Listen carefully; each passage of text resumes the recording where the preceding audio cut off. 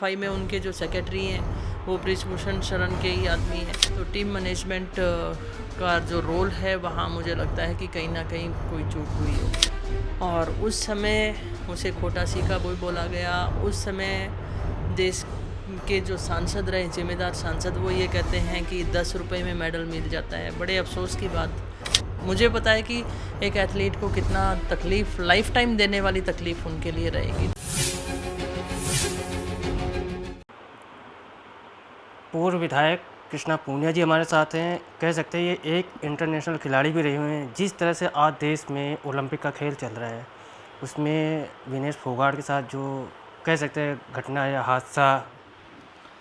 Paris Olympic के time जब Vinesh 50 KG में अपनी जो 3 बाउट उन्होंने खेली हैं, जिसमें वो सिल्वर मेडल तक पहुंची है, तो उस समय वो सही बॉडी वेट से थी और फाइनल में पहुंचने के लिए 100 ग्राम ज़्यादा वज़न जब पाया गया तो कई बार ये हो जाता है।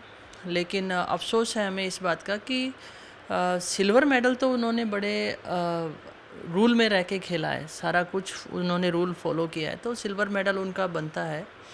तो विनेश को सिल्वर मेडल ना दिया जाना ये बड़े दुख की बात है। और देखो, प्रोटेस्ट उन्होंने किया है, अपील भी उन्होंने डाली है, तो मैं यही कह सकती हूँ कि हमें होप रखनी चाहिए, शायद पॉजिटिव हो। अगर ये उनको मेडल नहीं मिलता है तो हमें ये, मुझे पता है कि एक एथलीट को कितना तकलीफ़, लाइफ टाइम देने वाली तकलीफ़ उनके लिए रहेगी, तो ऐसा उनके साथ नहीं होना चाहिए था। वज़न 100 ग्राम था। काफ़ी कोशिश रात भर उन्होंने की और अफसोस कि उनसे ये नहीं हो पाया। जब यहाँ से भारत से अगर ओलंपिक में खेलने जाते हैं, एक टीम होती है, कोच होती है, तो एक खिलाड़ी को अपने दर्द से कितना गुजरना पड़ता है। एक आप भी एक खिलाड़ी रह चुके हैं, तो आप किस तरह से इसको देख रहे हैं और एक खिलाड़ी की भावनाओं को कैसे समझ रहे हैं? हरिनाम जी, ये है कि कोई भी एथलीट जब इतने बड़े प्लेटफॉर्म पर जब पार्टिसिपेट करता है तो एक टीम वर्क होता है, क्योंकि सब जगह पे एथलीट मैनेज नहीं कर पाता है। उस समय जो एथलीट है उसके मन में सिर्फ़ और सिर्फ देश के लिए पदक जीतना उसके माइंड में चल रहा होता है। तो बाकी साइड की जो भी जितनी भी चीज़ें रहती हैं वो टीम को मैनेज करनी पड़ती हैं, चाहे डाइटिशियन हो, चाहे रिकवरी एक्सपर्ट हो, फिजिशियन हो, मैश्योर हो, उन सब का ये काम रहता है। इसके अलावा ऑफिशियल जो आईओए से जाते हैं या फिर फेडरेशन से जाते हैं, कोचेज़ हैं, बहुत सारा टीम मैनेजमेंट का काम होता है। तो जिस समय विनेश का या किसी भी एथलीट की अगर बात की जाए तो जब अंतर्राष्ट्रीय स्तर पे होता है तो उसके मन में भावना यही होता है कि मैं अपने देश के लिए पदक कैसे जीतूं, और वही उसने भी किया। तो टीम मैनेजमेंट का जो रोल है वहाँ मुझे लगता है कि कहीं ना कहीं कोई चूक हुई होगी। अगर हम बात करें कि जिस तरह से ओलंपिक का खेल है, जिस तरह से ये घटना घटा है, इसमें केंद्र की तरफ से या केंद्र सरकार की तरफ से कुछ कदम उठाने चाहिए?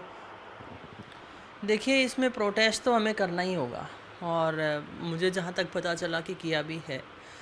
ओलंपिक संघ उसमें कर सकता है, फेडरेशन उसमें कर सकती है, एथलीट भी उसमें कर सकता है। ऑफ कोर्स अगर गवर्नमेंट उस पर फोर्स करे तो कुछ बेहतर नतीजे आ सकते हैं, उन्हें भी करना चाहिए, ये ऐसा मुझे लगता है।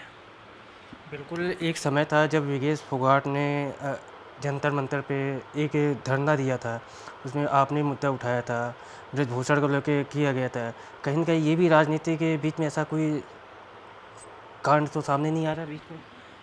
हरिनाम जी, मैं उस चीज़ के ऊपर तो नहीं जाऊंगी। ये ज़रूर कहूँगी कि उसने जो उत्पीड़न हो रहा था उसके खिलाफ़ आवाज़ उठाई, और उस समय उसे खोटा सीखा बोला गया। उस समय देश के जो सांसद रहे, जिम्मेदार सांसद, वो ये कहते हैं कि 10 रुपये में मेडल मिल जाता है। बड़े अफसोस की बात कि सत्ताधारी सांसद इस तरीके की बोली बोलता हो तो एथलीट डिमोरलाइज होता है, और बावजूद उसके आप देख सकते हैं कि वो कितनी स्ट्रॉन्ग लड़की है कि जिसने अपने आप को कम बॉडी वेट में खेलकर भी प्रूव करके दिखाया, और डिफेंडिंग चैम्पियन को उसने हराया, वर्ल्ड लीडिंग एथलीट्स को उसने हराया, वर्ल्ड चैम्पियन को उसने हराया।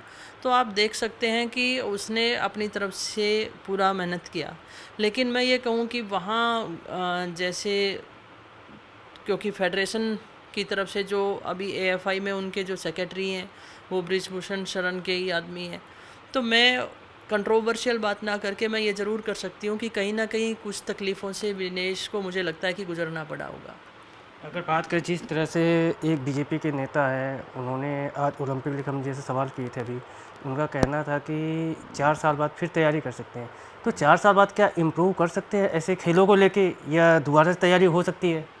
डिपेंड करता है कि एथलीट कितनी बार पार्टिसिपेट कर सका है और क्या उसकी एज हो रखी है।